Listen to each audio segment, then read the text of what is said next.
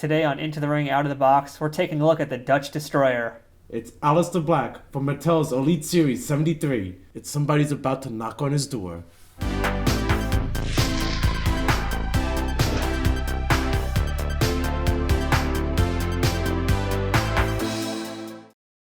Hey, this is Matthew. And this is Vinny, the wrestling figure historian. And welcome to another episode of Into the Ring, Out of the Box. And today, as we mentioned, we're taking a look at a few figures from Elite Series 73. Yep. So we're starting things off with Aleister Black. This was a figure I wanted to get when it first came out, and that was never going to happen. The reason I wanted to get this Aleister Black was because the last release was a Target NXT exclusive. Oh, yeah. Yeah, which we never even saw in stores near us, ever. Nope. Not once. Did you see it? Not once. No. So this figure, as you can imagine, is really sought after right now. Not as hard to get as an NXT one. That remains B. Yeah, that's the issue with these exclusives. Parts of the country don't even get it. Yeah, and us in New York, we get hosed. But luckily, I got this guy from Ringside Collectibles, so I've got it here in all of his glory. And this is our first time looking at the new packaging for the Elite figures. Yeah, it's kind of a callback to the older packaging, I want to say. From about like 2 years ago, when they had this little like half thing in there. I don't know why they went backwards. It's kind of weird. Again, I get it, because you don't want to be square, for lack of a better term. I guess. I think the difference is there's like a little bit more of a rounded part up here maybe, but other than that, I haven't really tested out in like any ringside Defender cases from that era. I would imagine it would probably fit in there, because it looks like it's identical. Most likely, yeah. Do we have any here, in fact? Actually, I might. I could go grab one. Goodbye, Vinny. Bye, everybody. Goodbye. Lord help everybody with him. This is the Matthew review now.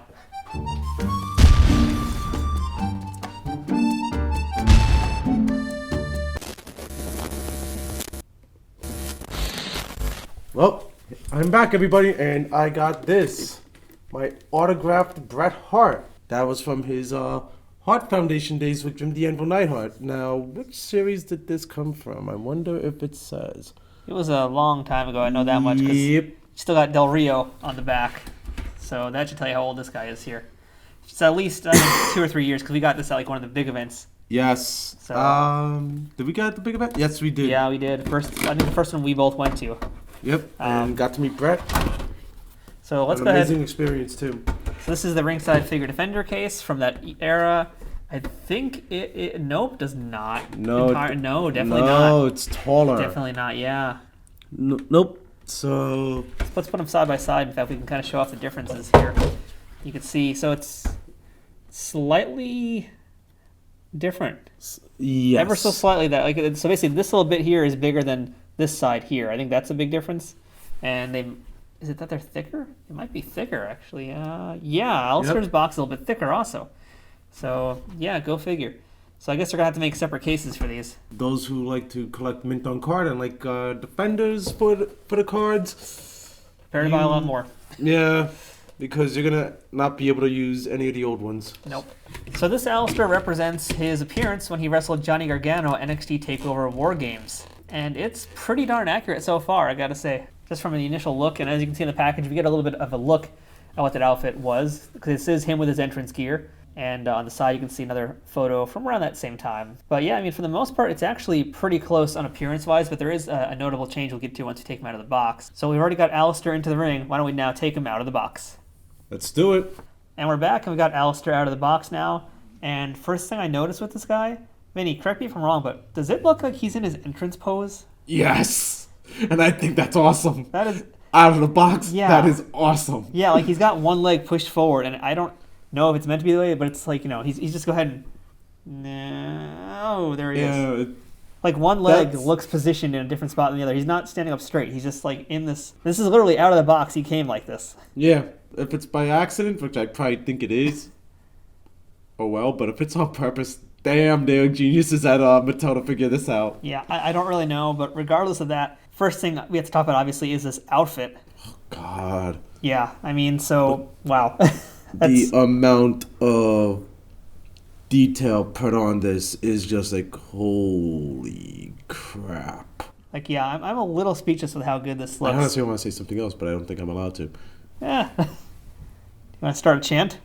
Holy shit! Holy shit! Holy shit! Take that, COPPA laws. I was about to say the same exact thing. Yeah, this Alistair's outfit is just out of this world. Like, I really don't have words for how good this outfit is. Everything about it. They got that bizarre rubbery, like, spiky texture over here for the weird boot thing he's doing. They got, this is just so cool. The vest is just like the horns or whatever you want to call it is just like. And that's just the outfit and everything about it. I mean, again, this is based on his War Games outfit when he fought Johnny Gargano. And, like, whew, wow. I mean, there's really only one little bit of inaccuracy in this outfit, and that's actually just the tights. And really what it is, the color is correct, just the tights were really, really especially shiny tights when he wrestled. This is obviously the dull matte color here. But, that's not a big deal. It's not a big deal. When it comes to the figure, it makes sense. Yeah. There have been times where we've seen that shiny texture turned into a matte color is horrible, i.e. the Narcissist Lex Luger figure from a while back. When they made that matte purple and gray, it looked horrible on it. But with here, it actually works.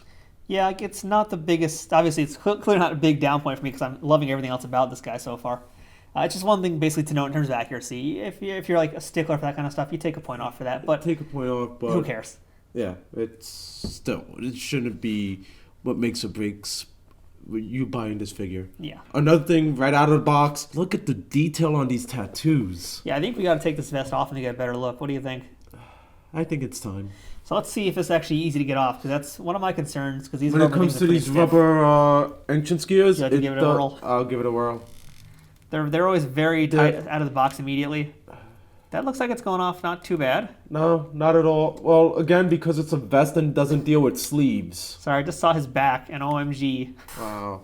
This is stupid good. And yeah, it looks like his... Okay, I gotta get his torso up, but yeah, it really does look like his legs are positioned in that weird stance. But look at that back tattoo. Oh, right? Wow. That just is like another world. Oh my god. And even like the back of his ear, there's that. This is stupid good. Yeah. Wow. We've seen. You may not be able to catch this on camera, but look by the ponytail, the way it's on his neck. It's very hard because it's covering it, but Jesus. Even something that would normally be covered by a figure is still represented well. Yeah, this is just like, we could spend all day just looking at these tattoos, and we're not going to because we don't have all the time for that video. No. But this is just, wow. There's really no words for how good this looks, folks. You don't really get your own to look at all the detail on this, because this is absurd. This is like one of the best they've done. Like, I always thought the Batistas had like some of the best, but no, this knocks this one. This is a knockout. Yeah.